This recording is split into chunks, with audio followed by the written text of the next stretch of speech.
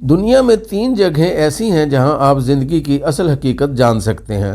ہم کیا ہیں، ہماری اوقات کیا ہے، ہماری حسرتوں، ہماری خواہشوں اور ہماری سماجی، معاشرتی اور معاشی ترقی کی حیثیت کیا ہے، اور ہماری نفرتوں، ہماری رکاوٹوں اور ہماری دشمنیوں کی اصل حقیقت کیا ہے۔ آپ مہینے میں ایک بار ان جگہوں کا وزٹ کر لیا کریں، آپ کو اپنے ظاہر اور باطن دونوں کی اوقات سمجھ آ جائے گی۔ میں اکثر ان جگہوں پر جاتا ہوں اور کسی کونے میں چپ چاپ بیٹھ کر زندگی کی اصل حیثیت دیکھتا ہوں اور پھر پوری طرح چارج ہو کر واپس آ جاتا ہوں۔ یہ 3 جگہیں قبرستان، اسپتال اور جیل ہیں۔ آپ کبھی اپنا سب سے قیمتی سوٹ پہنیں، شیو کریں، جسم پر خوشبو لگائیں، جوتے پالش سے چمکائیں، اپنی سب سے مہنگی گاڑی نکالیں اور شہر کے سب سے بڑے قبرستان میں چلے جائیں۔ آپ ایک کونے سے دوسرے کونے تک قبروں کے کتبے پڑھنا شروع کریں۔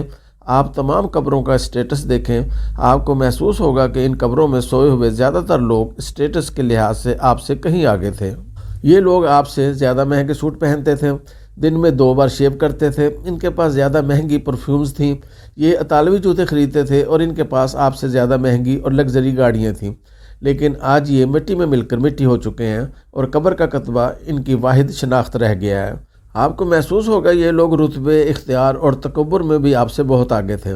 مکھیاں بھی ان کی ناک پر بیٹھنے سے پہلے 100 بار سوچتی تھیں، ہوائیں بھی ان کے قریب پہنچ کر محتاط ہو جاتی تھیں، اور یہ کبھی اس زمین، اس ملک اور اس سسٹم کے لیے ناگزیر سمجھے جاتے تھے۔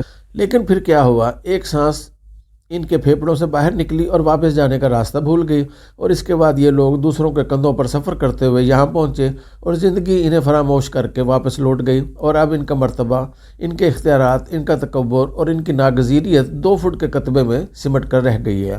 آپ قبرستان کی کسی شکستہ قبر کے سرہانے بیٹھ جائیں، اپنے ارد گرد پھیلی قبروں پر نظر ڈالیں اور اپنے آپ سے یہ سوال پوچھیں، میرے پاس کتنا وقت باقی ہے؟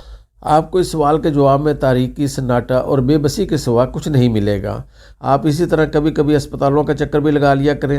آپ کو وہاں اپنے جیسے سینکڑوں ہزاروں لوگ ملیں گے۔ یہ لوگ بھی چند دن، چند گھنٹے پہلے تک آپ کی طرح دوڑتے، بھاگتے، لپکتے اور شور مچاتے انسان تھے۔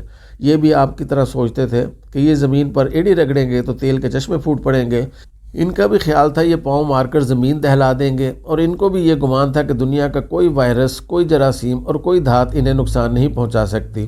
لیکن پھر ایک دن زندگی ان کے لیے عذاب بن گئی۔ ان کے پاؤں، ان کے ہاتھ، ان کی آنکھیں، ان کے کان، ان کا جگر، ان کا دل، ان کا دماغ اور ان کے گردے ان کے ساتھ بے وفائی کر گئے، اور یہ اپنے ٹھنڈے گرم محلوں سے نکل کر اسپتال کے بدبودار کوریڈور کے مسافر بن گئے۔ آپ اسپتالوں کی پرائیویٹ وارڈز اور مہنگے پرائیویٹ اسپتالوں کا چکر ضرور لگایا کریں۔ آپ کو وہاں وہ لوگ ملیں گے جو مہنگے سے مہنگا ڈاکٹر اور قیمتی سے قیمتی ترین دوا خرید سکتے ہیں، لیکن اس کے باوجود یہ بے بسی کے عالم میں اسپتالوں میں پڑے ہیں۔ کیونکہ انسان ڈاکٹر اور دوا تو خرید سکتا ہے لیکن شفا نہیں، اور یہ لوگ قدرت کے اس قانون کے قیدی بن کر ہسپتالوں میں پڑے ہیں۔ آپ مریضوں کو دیکھیں، پھر اپنے آپ کو دیکھیں، اللہ کا شکر ادا کریں اور صحت کی اس مہلت کو مثبت طریقے سے استعمال کریں۔ آپ جیلوں کا چکر بھی لگایا کریں۔ آپ کو وہاں ایسے سینکڑوں ہزاروں لوگ ملیں گے جو کبھی آپ کی طرح آزاد پھرتے تھے۔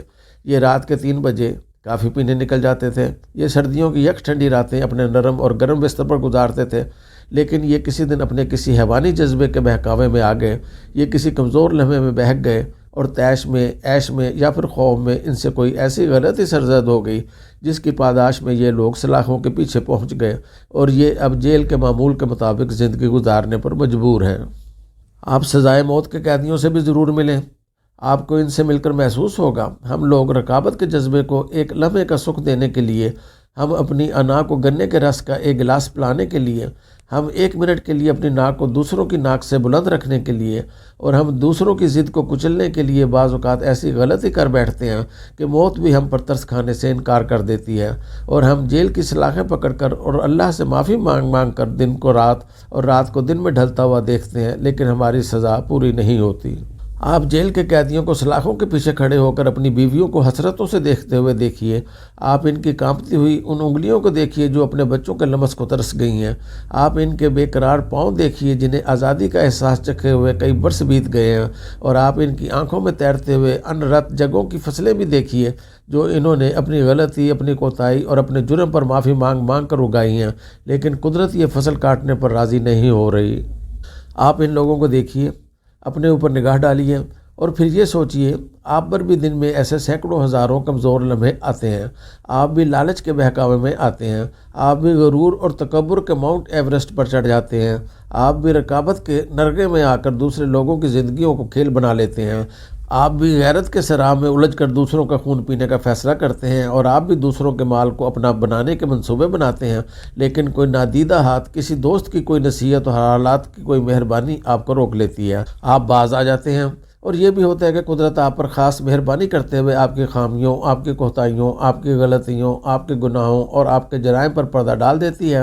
یہ آپ کو گواہیوں، ثبوتوں، قانون اور کچہریوں سے بچائے رکھتی ہے، لیکن آپ قدرت کی اس مہربانی کو اپنی چالاکی، اپنا کمال سمجھ لیتے ہیں۔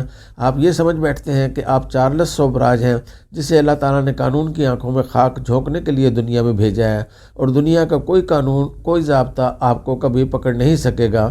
آپ کو قبرستانوں، اسپتالوں اور جیلوں میں بے گناہ، معصوم اور انتہائی شریف لوگ بھی ملیں گے۔ یہ لوگ کبھی کوئی ضابطہ، کوئی اصول نہیں توڑتے تھے۔ یہ اس قدر محتاط لوگ تھے کہ یہ آب زمزم بھی ابال کر پیتے تھے۔ یہ دودھ، دہی اور مکھن کے لیے اپنی بھینس پالتے تھے اور دیسی مرغی کا شوربہ پیتے تھے۔ یہ ہمیشہ رات 9 بجے سو جاتے تھے اور صبح 5 بجے اٹھ جاتے تھے، اور ان سے پوری زندگی کوئی بے اعتدالی، کوئی غفلت سرزد نہیں ہوئی۔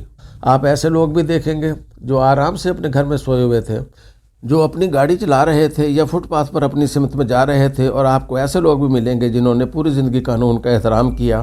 یہ تھانے کے سامنے سے گزرتے ہوئے سر جھکا لیتے تھے اور نیلی پیلی ہر قسم کی یونیفارم کو سلام کر کے آگے جاتے تھے، اور جو دوسری جنگ عظیم کے دوران بننے والے قوانین کا بھی احترام کرتے تھے، اور جنہوں نے آج بھی سائیکل پر بتی لگوا رکھی تھی، لیکن پھر یہ لوگ دوسروں کے کیے ہوئے جرائم میں محبوس ہو گئے۔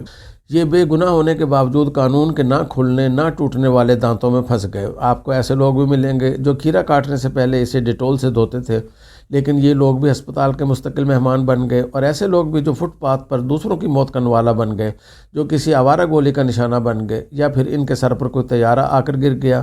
آپ ان لوگوں کو دیکھیے اور اس کے بعد اپنے اوپر نگاہ ڈالیے، اور پھر سوچئے یہ طیارہ آپ پر بھی گر سکتا ہے۔